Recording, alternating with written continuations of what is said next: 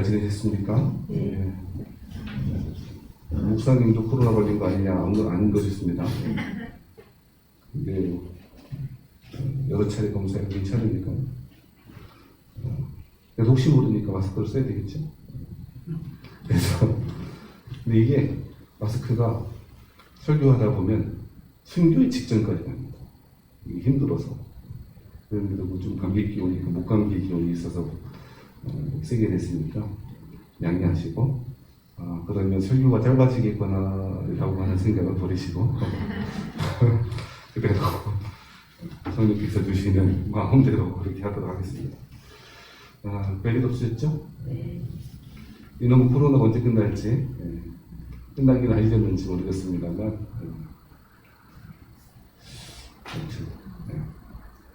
우리 지난 주에는 고린도 후서 말씀 3장 뒷부분을 살펴봐서 드렸습니다. 주의 영이 계신 곳에는 자유함이 있고, 그러니까 수건을 가린 것 같이 하나님의 영광을 아는 빛이 가려오셨는데 그것이 벗겨지게 될 것이다. 어떻게 벗겨지냐? 주의 영이 계신 곳에 하나님의 성령으로 말미암아 벗겨지게 될 거다라고 하는 이야기를 드렸었죠.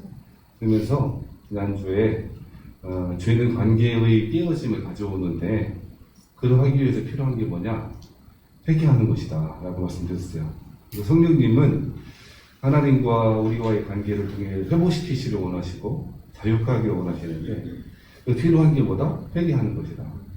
그리고 회개하는 것을 오해하지 마세요. 낱낱이 죄목을 다 적어서 그 죄목을 다 용서받을 때까지는 너는 아무런 은혜도 없고 계속 벌을 받아야 돼라고 하는 것 아니라고 말씀드렸죠?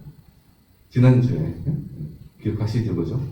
그래서 지난주 그런 얘기를 했잖아요. 우리는 징벌 받아요? 징계 받아요? 예? 아직도 헷갈린다. 그러면 안 돼요. 이 마스크 쓰니까 아는지 모르는지 대답을 하시는지 우리는 징계 받아요. 예? 징계도 안 받겠다 그러면 놀고 싶어요. 그러지 마세요. 징계는 다 받는 것이거든요. 성경이 분명히 이야기했어요. 내가 그리스도 앞에 완전한 모습으로 나아갈 자신이 있다라고 하신 분들은 징계가 없을 수 있어요. 전 그럴 사람이 어디 있겠어요. 그죠? 징계는 다 받는 것이거든요. 그리고 심지어는 자녀이면 당연한 쫓아오는 것이거든요. 그렇게 이야기 드렸고요. 징벌은 그 죄에 대한 책임을 진다는 의미라고 했잖아요. 그죠? 근데 우리는 어떤 죄든지 죄에 대한 책임을 질 수 있다, 없다? 없죠. 책임을 질 만한 능력이 없어요. 성인과 미성년자의 차이는 책임을 질 수 있느냐, 책임질지 못하느냐라는 겁니다. 법적인 나이를 통일한다면서요? 그런데 한국 사람들 나이가 족보가 막 꾸미잖아, 그 나이 때문에. 만 19세냐, 우리 나이냐, 서양 나이냐, 그것 때문에 헷갈렸는데, 하나로 통일한다고 그러거든요. 그죠? 그래서 이게 민법상 나이, 그리고 계약할 때의 나이, 여러 가지 혼인법상 나이, 여러 가지가 달라가고 헷갈렸는데, 하나로 통일한대요. 잘하는 것 같아요. 네, 앞으로 족보가 꼬일 일은 없을 것 같아요. 누구랑은 친구인데, 누구랑은 형동생으로 다니고, 머리가 되게 애매해지고, 그럴 때가 많이 있었는데, 또 빠른 이름 있잖아요. 제가 빠른 색이라 아주 힘들더라고요. 친구로 이렇게 같이 지내게 됐는데, 알고 보니까 나보다 2살 많은 거야. 나는 빠른이고, 아무튼 그런 게 어디 그랬는데, 여러분, 법적으로 19세 되면 성년으로 인정해 주지만, 잘 아시듯이 19세가 넘어도 성년이 아닌 경우가 되게 많죠. 19세가 문제는 아닌 것 같아요. 법적으로 그럴지 모르지만. 29세, 39세, 49세, 심지어 59세가 돼도 성년이 아닌 사람이 있더라고요. 그 차이는 무엇인가? 자기의 삶, 자기 인생에 대해서, 자기 주변에 대해서 책임질 수 있는 능력이 있는가 없는 걸 따라 달라져요. 나이가 아무리 먹어도 자기의 삶, 자기 행동을 책임질 수 없는 사람은 미성년자이고요. 나이가 아무리 적어도 자기의 삶을 책임질 수 있다면 그는 성년자죠. 성년이죠. 그렇잖아요. 근데 여러분요, 이게 우리 살아가는 세상 가운데 당연하고 맞는 말인데, 하나님과의 관계에서를 이렇게 이전해 보면, 하나님과 우리와의 관계에서 성년이 되는 것, 책임질 수 있을 상황이 과연 올까요? 그런 일이 있을까요? 천국 가면 혹시 모르겠어요. 안 가봤으니까.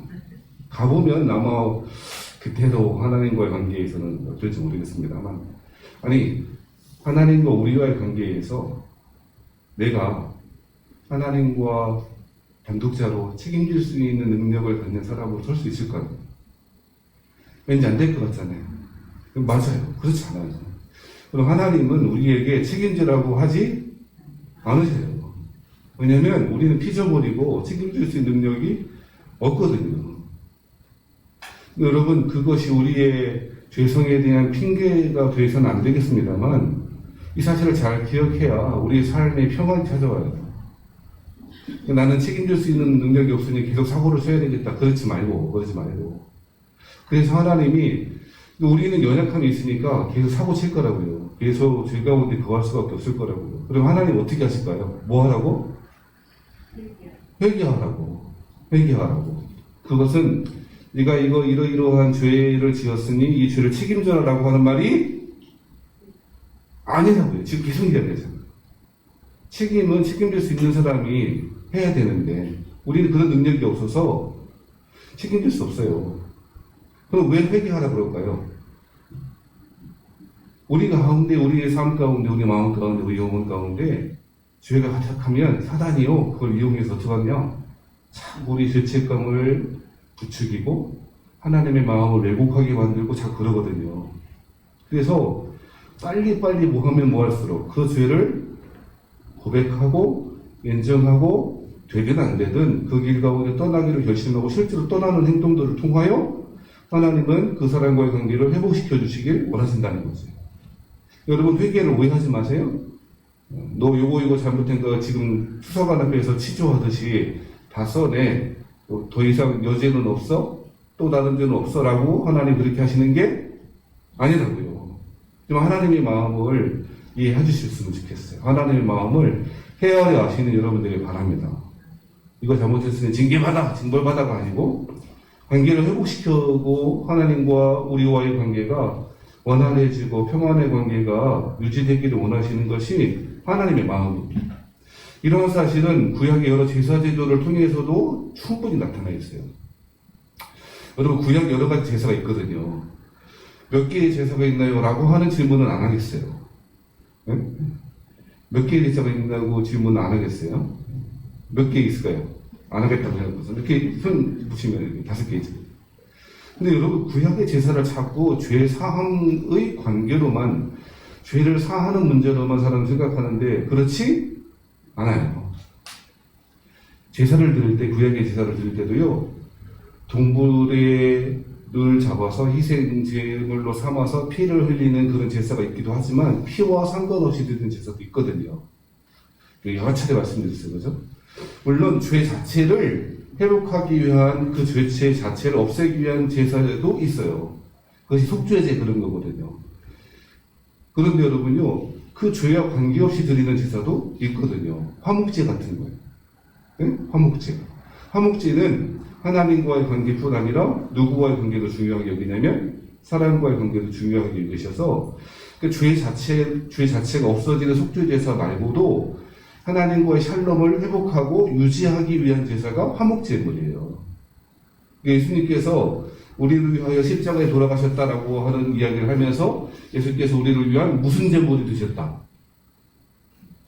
지금 얘기하잖아. 화목제물이 되셨다. 그렇죠? 그러니까 그리스도께서 십자가에 죽으신 것이 죄 자체에 대한 해결, 그것만이 아니라 하나님과의 근원적인 샬롬, 화평을 이루는 화목하기 위한 제사였다라는 사실을 신약성경이 명쾌하게 보여주죠. 그런데 우리는 이 사실을 잘 잊어버려요. 어떻게 잊어버리는가? 기독교 신앙을 갖는다는 것은 그저 죄 관리의 복음이라고 이해하는 거예요. 말 자체가 어려운데 쉽게 말하면 사람마다 죄성이라고 하는 게 있잖아요. 그 죄성을 어떻게 회개하고 관리할까라고 하는 정도로 기독교 신앙을 받아들이는 거죠. 그렇지 않다는 거예요. 죄의 문제를 해결하기 위한 방편으로서의 기독교 신앙이 있다고 하시면 안 된다고요. 계속 말씀드렸듯이 속죄제 같은 거는 죄 자체를 처리하지만 그렇지 않은 제사를 통하여 근원적인 것은 그 죄 자체가 없어지는 것에 있지 않고 관계의 온전한 회복에 있다는 사실을 성경은 잘 보여주고 있는 것이죠. 이해되세요? 이게 왜 중요하냐면요. 왜 사람들이 자꾸 자유함이 없는가? 우리는 죄 자체에 매달려서 그 죄 자체를 어떻게 없앨까? 그것에 관심을 두고 기독교 신앙의 역할에 거기에 관심을 두고 거기에 있다고 자꾸 생각한다고요. 그러니까 여러분요. 자, 대답하지 말고 속으로 생각해봐요. 회개한 죄를 또 져요. 다시는 회개했으니까 다시는 그런 죄 안 져요. 그걸 부르나 마나 목사님고 다 알면서 모르나. 제가 질문하는 이유가 있다는 거예요. 신앙생활 한다는 것, 기독교 신앙을 갖는다는 것이 죄 자체를 없애기 위한, 죄 자체가 수별되기 위한 방식으로 받아들이면 우리의 문제는 끊임없이 계속될 거라고요. 이해되시면 하면. 더군다나 근본적으로 우리의 죄를 우리 스스로 감당할 능력이 없다는 거예요. 내 이 죄를 해결해야 되겠다. 다시는 이러한 일에 벗어나야 되겠다. 암만 맘먹어보라고요. 안 된다니까. 그죠? 기독교 신앙은 그런 게 아니라고요. 이것이 필요하지만 그것 자체에 머무르지 않고 근원적으로 뭘 봐야 되는가? 하나님과의 근원적인 샬롬이 중요한 것이에요. 우리의 신앙적 목표가 그것을 향하여 갈 때 자연스럽게 우리는 이 죄의 문제는 당연히 쫓아오는 것이 된다는 거죠. 살아가신 여러분, 그래서 필요한 게 뭐냐? 회개하는 것이고, 회개할 때 성령님이 우리 마음 가운데 자유롭게 역사하시는 거예요. 그래서 주의 영이 계신 곳에는 뭐가 있느니라? 자유함이 생기죠. 죄는 우리를 얽매인다고요. 그렇잖아요. 죄를 지으면 관계가 얼마나 불편해져요. 그래 안 그래요? 그죠? 살아가신 여러분, 사도 바울은 기독교 신앙의 핵심을 어쩌면 이곳에 잘 보여주고 있었다고요. 지난주에. 사도 바울이 시내산에서 내려올 때 모세가 자기 얼굴 가렸잖아요. 이런 것을 통하여 마치 그리스도를 믿는 사람들이 현재 모습을 보니까 자꾸 그 즐거움의 부분이 가려져서 하나님의 영광의 빛을 경험하고 그 하나님의 은혜의 빛을 받아들이지 못하는 현실이 너무 많다는 거예요. 그래서 아주 일거에서 이야기해요. 뭐라고? 주의 영이 계신 곳에는 자유함이. 그러니까 여러분, 내가 예수를 잘 믿는가? 성령님과 함께 동행하고 살아가는가? 뭘 보고 알 수 있나? 뭘 보고 알 수 있어요? 내 안에 뭐가 있나 없나? 지금 얘기 계속 하고 있죠. 주의 영이 계신 곳에 뭐가 있느냐? 자유. 그러니까 내가 신앙 안에 참 자유를 누리고 있는가라고 하는 사실을 가만 들여다 봐야 된다고요. 그것이 성령님과 내가 동행하고 살아가는가? 기독교 신앙의 반석 위에 세워져 있는가? 아니면 모래 위에 세워져 있는가를 판단하는 기준이 될 수 있다는 거예요. 이해되시면 아멘. 물론 여러분 이렇게 생각하시면 안 되죠. 자유함이 있다 그러니까 아무렇게나 해도 되는 방법을 의미하지 않죠. 근데 그렇게 생각하시는 분들 당연히 없겠죠. 그렇죠? 하나님 안에 있는 자유, 하나님의 말씀이 울타리가 된 자유야말로 참 자유라고 여러 차례 설명드렸죠. 스키장에 제일 필요한 게 뭐라고요? 반드시 있어야 되는 거. 스키장이 설치 허가를 받기 위해 필요한 거. 어떤 사람 리프트 그런 얘기 하지 말자고 그랬잖아. 의도를 하시더라고요. 뭐가 필요하다고? 펜스가 필요하다니까. 저 오늘 처음 들어보는 것처럼 그렇게 저를 쳐다보시고 곤란해요. 여러 차례 말씀드렸다고요. 그렇죠? 따라가신 여러분, 사도 바울은 그래서 회개함으로, 애통하고 회개할 마음으로 하나님의 마음을 헤아려 알을 통하여 하나님의 성령 우리를 온전히 다스려 주시기를 그렇게 바라고 소원하는 마음으로 우리에게 권면하고 있다는 것이죠. 살아가신 여러분, 세원학교 교회 여러분, 하나님의 성령 통해서 주시는 자유함이 저에게도 여러분에게도 있기를 주의로 축원합니다. 율법주의의 망령에서 벗어나시고 율법주의의 그 얽매에서 벗어나세요. 아멘. 율법주의 망령에 사로잡히면 조금 자기가 좀 신앙생활 잘하는 것 같으면 교만해지고 조금 잘못하는 것 같으면 죄책감에 사로잡혀서 내가 신앙생활 하게 된다. 이런 식으로 된다니까요. 율법주의 폐해에서 벗어나시고 하나님의 성령이 주시는 참 자유함이 있기를 바랍니다. 그러면서 4장 1절부터 사도 바울이 무슨 얘기를 하냐면 우리 고린도후서의 가장 중요한 테마, 주제 중에 하나가 뭐였냐면요. 고린도 교회 교인들이 사도 바울이 사도가 아니다.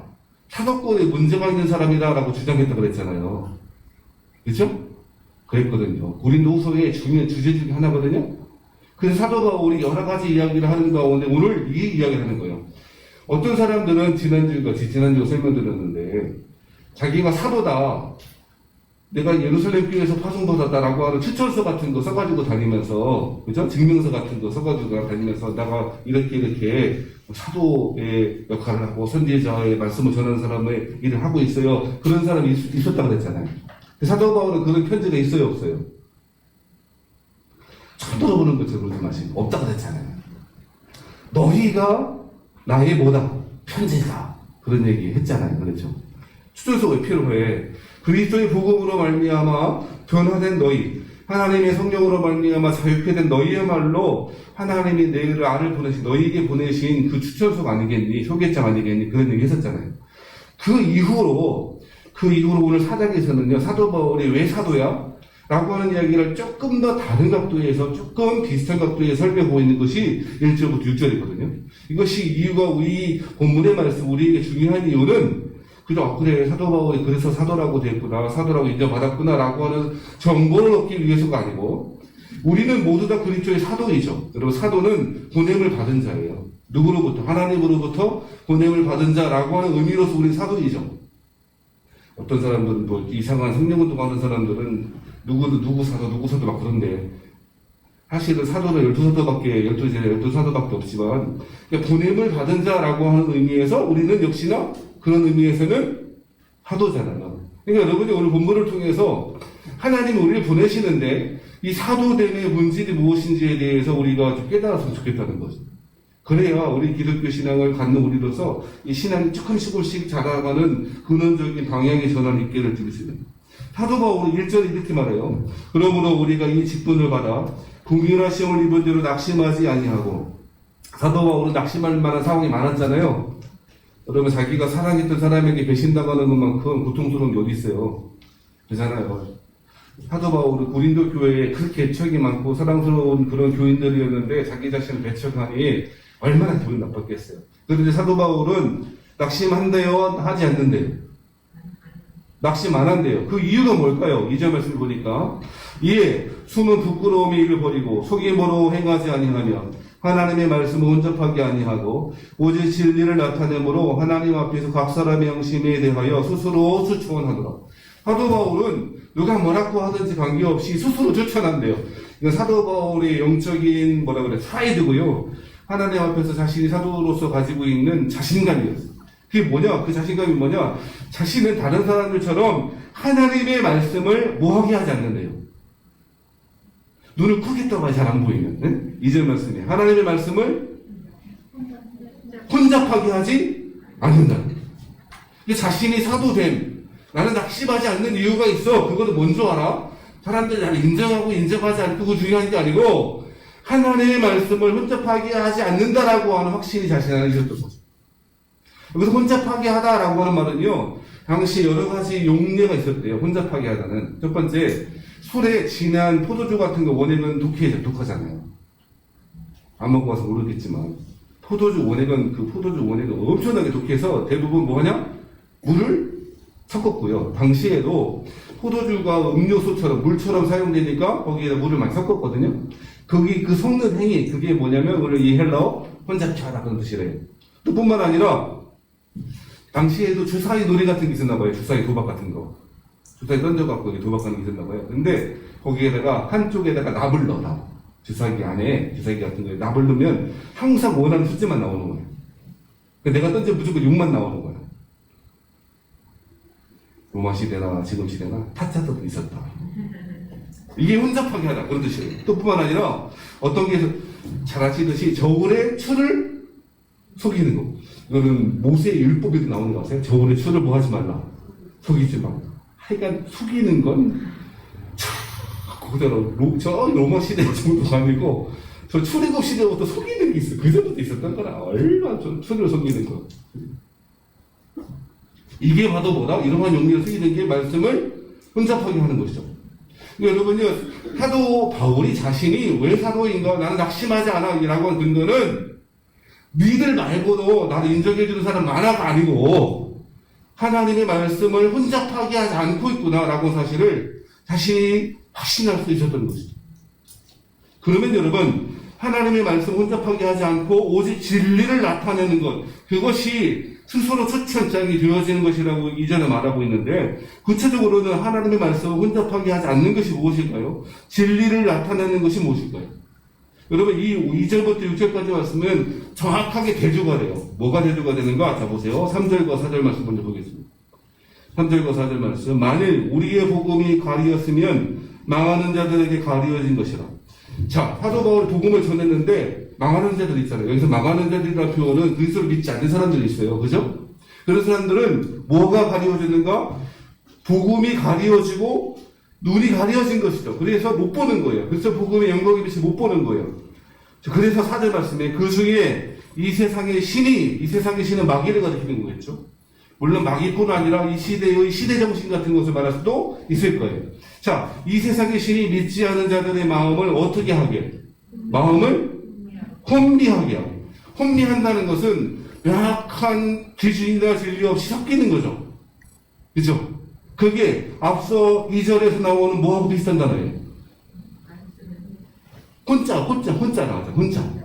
2절에서는 혼자, 4절에서는 혼미. 여러분 지금 예배 들으시면서 그 마음이 혼미하신 분들 계시잖아요. 없으실 줄 믿습니다. 지금 2절부터 4절 가운데, 자, 말씀이 혼잡게 되어지는 그 중요한 이유 중에 하나가 4절 말씀에 누가? 이 세상의 신이, 이 세상의 시대정신 같은 거, 욕망에 충족하게 살아라, 네 욕망대로 살아, 네 너의 자유를 위해 살아라 라고 하는 그런 시대정신, 그런 것들, 구체적으로는 마귀, 사탄, 악한 영들이 마음을 어떻게 하는 거? 혼미하게 하는 거예요. 섞는다고. 하나님의 말씀에 어떻게 하나님의 말씀으로 살아, 하나님의 말씀뿐 아니라 이것도 필요하고 저것도 필요하고 이렇게 뭐 하는 거예요? 자꾸 섞는 거라니까요. 순도가 높은 향기로운 그 포도주에 뭐를 섞듯이, 석회물 같은 걸 막 섞듯이, 그것이 바로 복음이 가리워진 자들이고 망하는 자들의 특징이라는 거예요. 그러면 섞이지 않은 것, 네? 말씀 혼잡하게 하지 않은 순수한 복음이 뭘까? 원액과 같은 포도주의 원액과 같은 하나님의 말씀이 뭘까요? 그것이 여러분 5절 말씀에 나와 있다는 거예요. 이게 중요해요.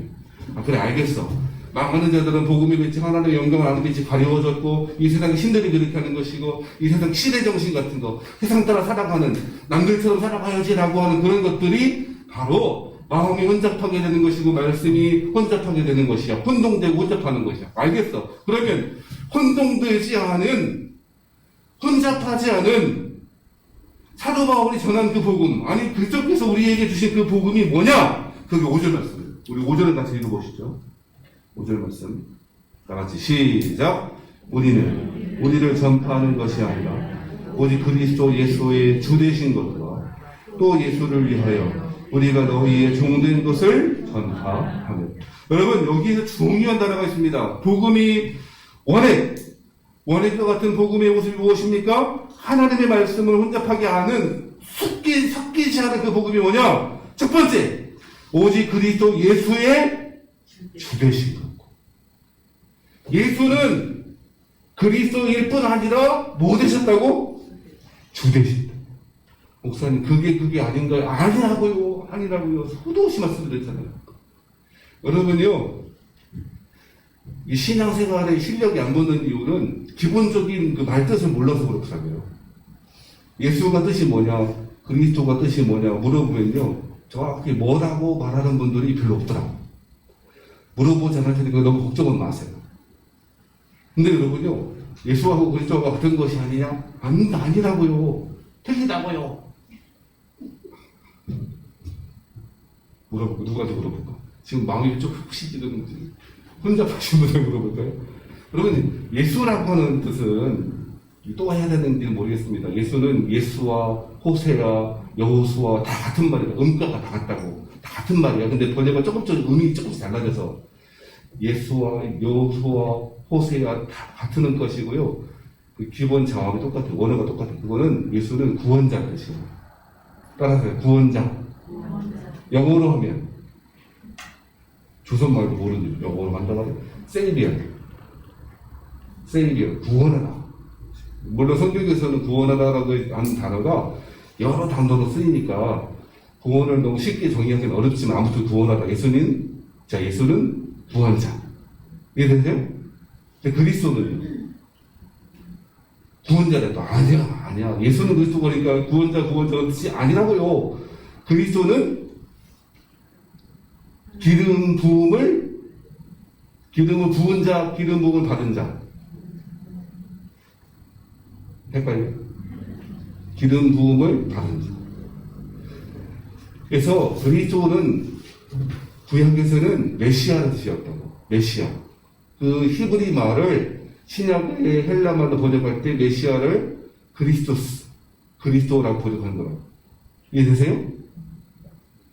아니 여러분 되게 어려운 거 하는 건 아니거든요. 우리 맨날 했던 얘기예요. 그래서 그리스도는 기름 부음을 받은 자. 그래서 이 메시아라고 하는 구약의 말이 신약의 그리스도로 변했는데 바뀌어서 내려왔는데 그러면 메시아라고 하는 것은 특정한 직분을 가리키는 것이었어요. 세 가지 직분이었다고. 이스라엘 사람들이 기름을 부어서 누구를 직분자로 세울 때 기름을 부어서 했거든요. 세 가지 직분이 있었다고. 이게 뭡니까? 왕, 아는 건 크게 해도 좋은데 왕, 제사장, 선지자. 따라서 왕, 제사장, 선지자.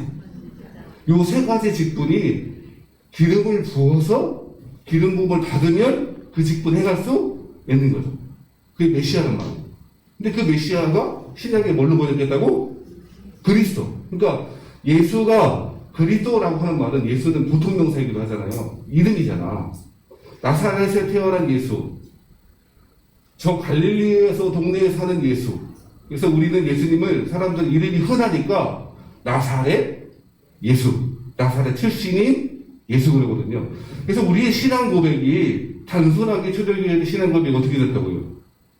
예수는 나사렛 빼고 가르치고 예수는 누구시다? 그리스도시다라고 하는 것이 신앙의 경구가 됐다고. 거기 안에 우리의 신앙 고백이 다 담겨 있는 거라고. 이해되세요? 그래서 예수는 구원자이시고 우리의 구원자이시고 기름 부음을 받은 자 왕이요 제사장이요 선지자이다. 그래서 왕, 제사장, 선지자 가운데 가장 중요한 직분이 한 가지 있다면 다 중요하겠습니다만 한 가지 뽑으라면 어떤 직분이 있을까요? 다 똑같아? 그것을 하지 말고 우리 지금 5절을 설명하려고 했잖아요. 복음이 혼잡하게 되지 않아요. 순수한 복음의 그 핵심 가운데 하나가 뭡니까? 라고 그렇게 물어보면서 이야기를 하고 있는 중이잖아요. 자, 사도 바울은 우리를 전파하는 것이 아니에요. 다른 사도들은 누구 전파해요? 다른 사람들은. 가짜 사도는. 자기 자신을 드러내지. 그게 아니고, 우리를 전파하는 것이 아니라, 오직 그리스도, 기름 부은 자인 왕, 제사장, 선지자인 그 예수님이 보내신 것과, 예수의 보내신 것과, 주 되신 것과, 그러니까 주라고 하는 얘기는 뭐예요? 왕이라는 뜻이에요. 주인, 왕이라는 뜻이에요. 그러니까 예수는 그리스도, 왕, 제사장, 선지자인데 그 중에 사도 바울이 볼 때에 신앙의 핵심 가운데 하나, 출발 가운데 하나 가운데 위치가 알아야 될 것이 있다는 거야. 예수는 누구시다? 왕이시다. 주이시다. 이해되시면 여러분요, 예수님은 우리의 구주가 되신다고 그러죠. 8주도 아니고 10주도 아니고 구주냐. 그러면 안 돼. 구주가 되신다. 따라 예수님은 우리의 구주가 되신다. 구주가 되신다는 뜻이 뭡니까? 구는 구원자. 그게 예수의 뜻이잖아. 주는 왕, 주인 라고 하는 뜻이라고. 그러니까 예수님은 구주십니다라고 하는 것이 신앙의 핵심이 이게 섞이지 않은, 섞일 수 없는, 섞여서도 안 되는 신앙의 핵심이 예수는 구주시다는 거죠. 그런데 문제가 있었다는 거죠. 어떤 문제가 있는가? 지금 이 편지를 읽고 있는 고린도 교인들이나 우리나 똑같은 문제가 있었던 것 같아요. 그죠? 어떤 문제냐? 예수님이 우리의 구원자이신 건 아멘. 죄로부터 해방하게 하시고 마치 애굽에서부터 탈출시켜서 가나안 땅으로 해방시켜 주신 구원자이신 것은 아멘. 저 율법의 얽매인 율법주의로부터 해방시켜 주신 것도 아멘. 우리의 구원자이신 것은 아멘. 부정할 수 없는 참 은혜로운 사실이 아멘. 그런데 뭐가 안 된다고? 뭐가 안 된다고? 구주 중에서 구는 됐는데 하나 남은 거 뭐가 안 된다고? 주인은. 여러분, 이 말을 제가 처음 드리는 건 아니잖아요. 우리 교회에서 수도 없이 이야기하는 것 중에 하나가 뭐냐? 예수님을 믿는다는 것의 의미가 뭐냐? 혹은 오늘 표현대로 하자면 혼잡하게 하지 않은 순수한 복음의 핵심이 뭐냐? 예수님의 구원자라고 하는 사실을 누가 아멘 안 하는 거? 구주 중에서 구원자를 다 정한다고. 구원해 준다는데, 해방시켜 준다는데, 천국으로 막 데려간다는데, 뭐가 문제야? 노프라블럼. 그런데 여기 안 된다고. 이 문제는 고린도 교회 상황에서 똑같이 적용되고 있는 거다. 고린도 교회도 예수님이 우리의 구원자가 되신다. 나사렛 예수님이 십자가에 죽으실 때 그 예수를 믿기만 하고 구원받는다. 다 받아들였는데 그 이후에 구원되는데 주가 안 됐던 거예요. 그러면 플러스 곱하기 마이너스는 플러스의 마이너스. 갑자기 왜 수학이 나오냐. 구는 플러스인데 주는 안 되니까 마이너스거든. 플러스 곱하기 마이너스는 뭐예요? 몰라요. 그러지 말고. 플러스 곱하기 마이너스는 마이너스요. 처음 들어봐요. 플러스 곱하기 플러스는 플러스고요. 마이너스 곱하기 마이너스는 뭡니까? 이거 수학 선생님한테 이따 물어봐. 플러스, 근데 신앙생활에서 마이너스 곱하기 마이너스가 플러스 있는 곳은 없어요. 자, 보세요. 구는 되는데 뭐가 안 된다고? 주가 안 된다. 그럼 보세요. 우리 신앙의 출발은 하나님의 내가 하나님의 자녀 되었어 라고 하는 건 구죠. 구원자. 가면이지. 그런데 뭐가 안 돼? 나의 왕이 아니신 거야. 날 구원해 준다니까 그래 뭐 나쁠 거 없지 하는데 예수님을 그리스도를 우리의 주인으로 삼고 있지 않은 거예요. 그게 뭐 하는 거라고요? 지금 사도 바울의 표현에 의하면 말씀을 혼미하게 하는 거예요. 혼잡하게 하는 거예요. 이 세상의 신이 섞어버리는 거라고. 예수 믿어. 구원자 좋지. 하지만 뭐로 섬기지는 마. 왕으로 섬기려고 하지 마. 왜 그런지 아세요? 마귀가 생각할 때 누가 대우를 받아야 돼? 이 사람들로부터. 자기가 대우받아야 돼. 자기가 왕 노릇해야 돼. 그러니까 하나는 섬기지 마. 나를 섬기게 하지.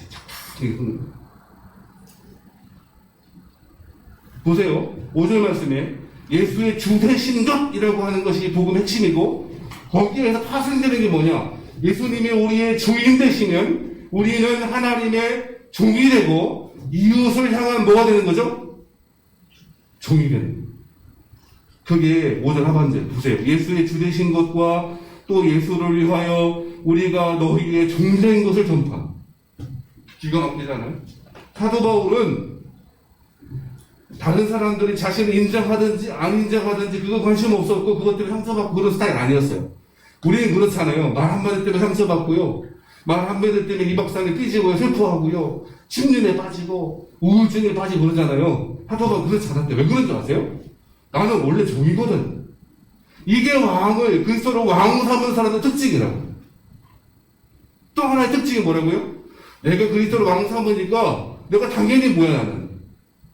종이에요, 종. 그것은 하나님과의 관계에서만 종일 뿐 아니라 세상과의 관계에서 마찬가지라고. 한 번 종은 영원한 종이야. 그러니까 하나님의 종일 뿐 아니라 너희를 위한 종이 되었다는 사실을 잊지 않았던 거예요. 그러니 시험될 일이 없고 싸울 일이 없고 마음의 평화를 마귀가 뺏어가서 혼잡게 되는 일이 없었다는 거죠. 사랑하신 여러분, 제가 이런 말씀 드린 적이 있어요. 요한복음 3장 16절에서 이제 점프하셔서 갈라디아 2장 20절로 가시라고 했더니 못 알아들어요. 요한복음 3장 16절은 다 알잖아요. 모르면 곤란해요. 하나님이 세상을 이처럼 이거 주기사표를 좋은데 나와야 된다고 그랬잖아요. 하나님이 세상을 이처럼 사랑하고 독생자를 주셨어요. 요한복음 3장 16절이 귀한 말씀이고 복음의 고객인것 같은 게 사실이죠. 우리를 구원하신 것이 하나님의 사랑이었고 독생자 예수를 통해서 우리 구원받았다라고 하는 신앙의 기초적인 내용이죠. 핵심적인 내용입니다. 그런데 다 거기서 머무른다고. 그것은 마치 예수님이 구주가 되시는데 뭐만 동그라미 치는 거예요. 구에만 동그라미 치고 주까지 못 가는 거라고. 그러니까 여러분, 사도 바울은 복음의 내용을 그렇게 간단하게 설명한 이후에 어디를 가야 궁극적으로 맞다고? 갈라디아 2장 10절로 가야 맞다고. 갈라디아 2장 10절 무엇입니까? 여러분 잘 아시지 않습니까? 여러분 집에 가셔서, 오늘 어차피 점심도 안 드시는데 집에 가셔서 갈라디아 2장 20절을 크게 써놓았고요. 곳곳마다 붙였는데 붙여. 갈라디아 2장 10절이 뭡니까? 내가 그리스도와 함께 십자가에 못 박혔나니 그런즉 이제는 내가 사는 것이 아니요 오직 내 안에 그리스도께서 사시는 것이라.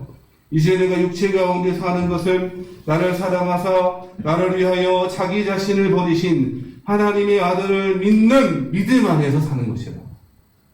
갈라디아 2장 20절의 핵심이 무엇입니까? 나는 죽었다는 것이죠. 그리스도와 함께 죽고 그리스도가 다시 살게 되는 그 복음의 내용을 그렇게 이야기하는 것이죠. 사랑하신 여러분, 기독교 신앙의 고객이가 뭐냐? 사도 바울이 볼 때, 물론 다른 표현으로, 다른 방식으로 소개하고 표현할 수 있겠지만, 오늘 본문에서는, 본문을 또 사도 바울이, 우리 초대교회 때 모든 사도들이, 그리스도를 믿는 모든 사람들이 증거하고, 우리의 삶으로 그렇게 살아가야 될 고객이는 예수의 주드십입니다. 로드십. 영어로 로드십. 주대심을 잊어버리니까 헷갈리고 혼잡해 되어지고 모르겠다고 하고, 복음의 내용은 단순합니다. 예수가 주인이시다. 섞지만 함부로 섞지만 이 말을 어떤 곳에서는 믿음과 연결해서도 설명하더라고요. 믿음이 뭐냐, 피스티스라고 하는 단어인데 그 단어의 용례가 belief가 아니고 faithfulness. 미안합니다. 뭐 헬라어도 나오고 요거도 나오니까 설명해 볼게요. 믿는다라고 할 때 그 믿음은 자기 자신의 믿음, 내가 믿어요, 믿는다라고 하는 말은 행위하는 사람이 나잖아요. 그렇죠? 그게 아니고 faithfulness라고 번역해 준다는 거예요. 원래 그 단어 자체가 충성이라는 뜻이에요. 그는 신실한 뜻이고, 신실하다, 충성스럽다.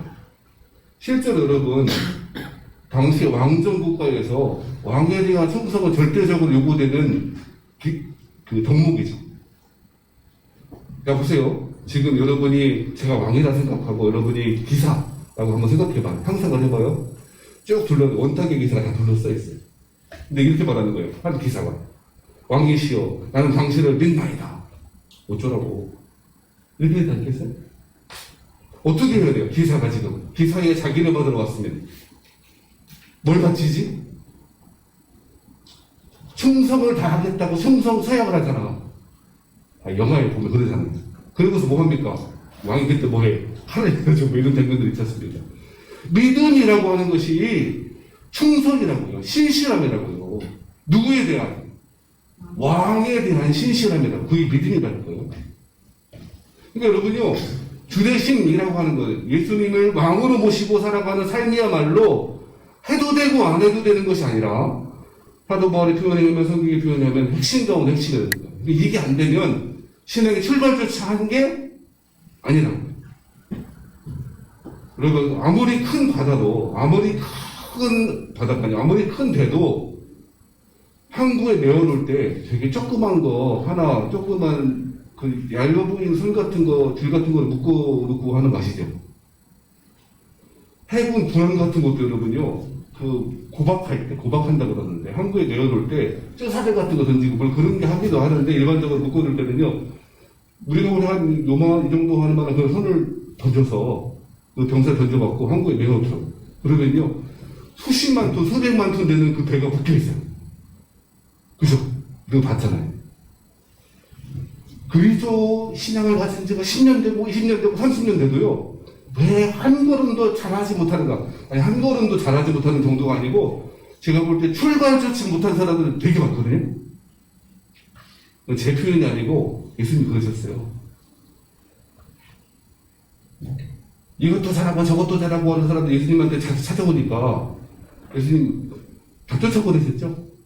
자기 열심으로 자기 자신이 주인 된 사람 다 쫓아보내셨거든요. 그러니까 제자들이 열받았거든요. 당혹스럽기도 하고. 왜 당혹스러워요? 아니, 쟤네들이 구원 못 받은 거 누가 구원 받아요? 제자들 생각에. 율법도 잘 지키고, 구제도 잘하고, 유대인들은 구제가 큰 덕목이었거든요? 이것도 잘하고 저것도 잘해. 봉사활동도 잘하고 이것도 잘하는데, 예수님이 안 된 대신에 필요 없대. 그러니까, 누가 당황했다고요? 제자들 당황했어요. 아, 그럼 제가 구원 못 받는다고 그러면 누가 구원 받아요? 예수님 뭐라고 하실게요? 사람으로 할 수 없고 하나님이 하시는 거야. 동문서답 같은 말씀인데 그 얘기는 지들이 자기 열심으로 구원받는다고 그러지. 그것은 자기 열심이 있다는 얘기는 여전히 자기 삶의 주인 누구라는 얘기지? 자기라는 얘기. 하나님으로 하실 수 있다는 얘기는 신앙의 주체이고 신앙의 우리 선물로 구원해 주시는 분도 하나님이시고 하나님을 왕으로 모신 자야말로 하나님께 항복하는 자야말로 어떤 사람의 표현하면 하나님의 사랑에 항복하는 자야말로 구원받은 사람이라고 표현하는 거라고.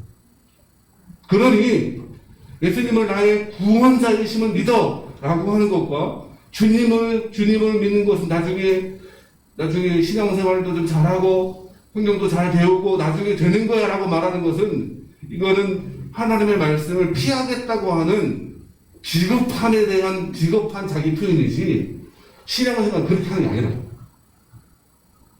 사랑하시는 여러분 죄송합니다만 우리에게 부족한 것이 열심이에요. 내가 주님 사랑하는 마음은 있는데요. 아직은 제 욕심이 큰가 봐요. 죄송합니다만 그분들은 출발조차 못했을 가능성이 대단히 높습니다.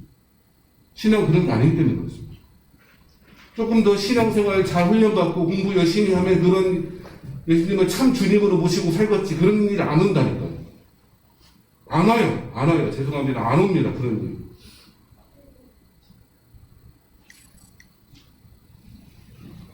사랑하시는 성도 여러분, 말씀 정리하고 마치겠습니다. 사도 바울은 얼마나 많은 고통을 당했나요? 그렇죠.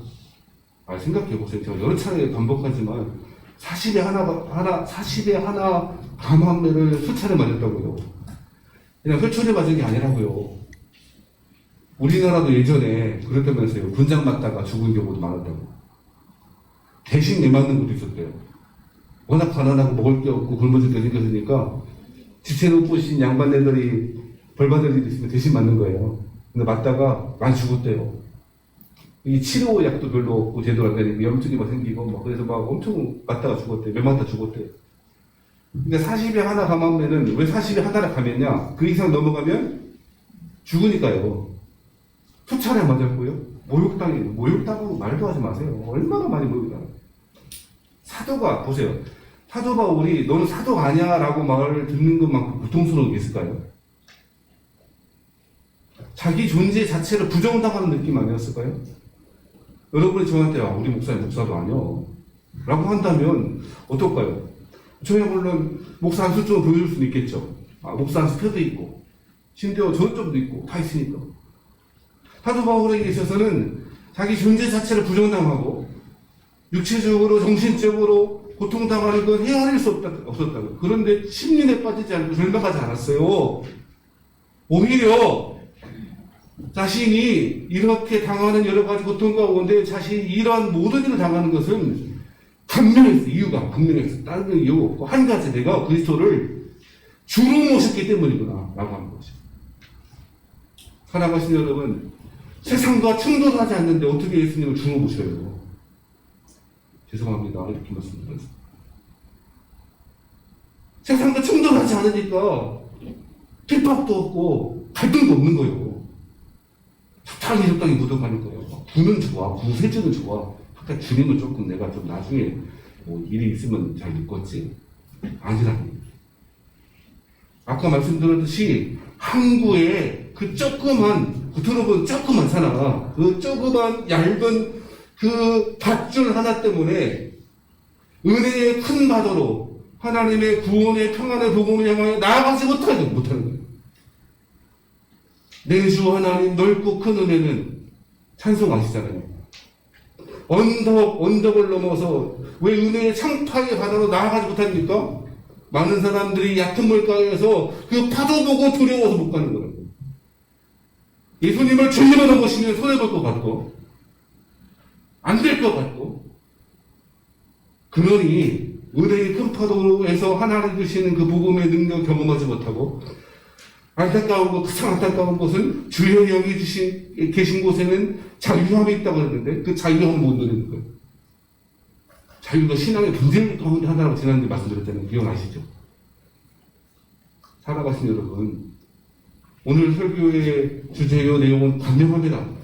예수님을 주인으로 모시고 사세요.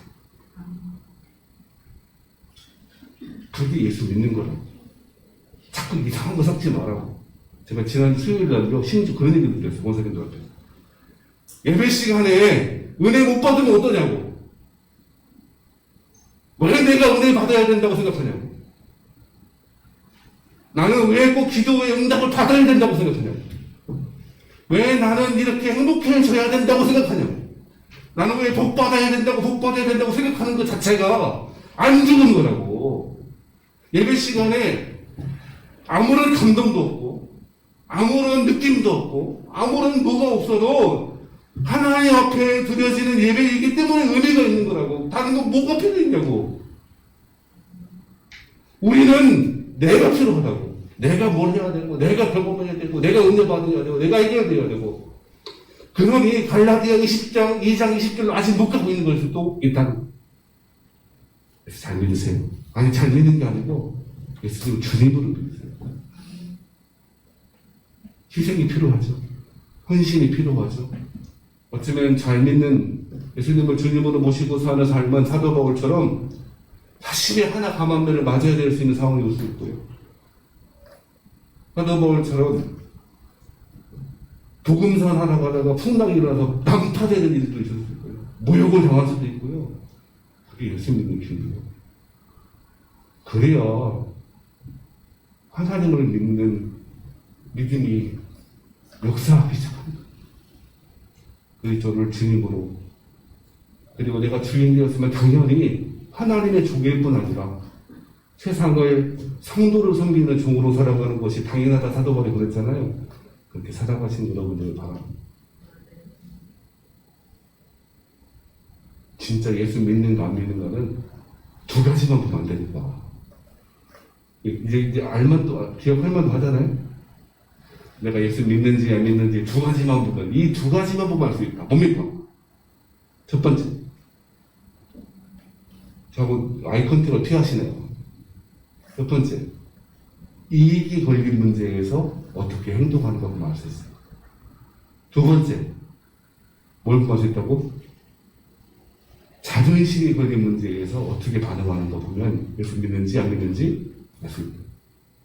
그리스도로 강이요, 내가 하나님의 종 되신 것과 세상의 성도들을 향해 섬기는 종이 되었음을 알고 그렇게 살아가는 사람은요, 이익이 걸린 문제 때문에 발발하잖아요.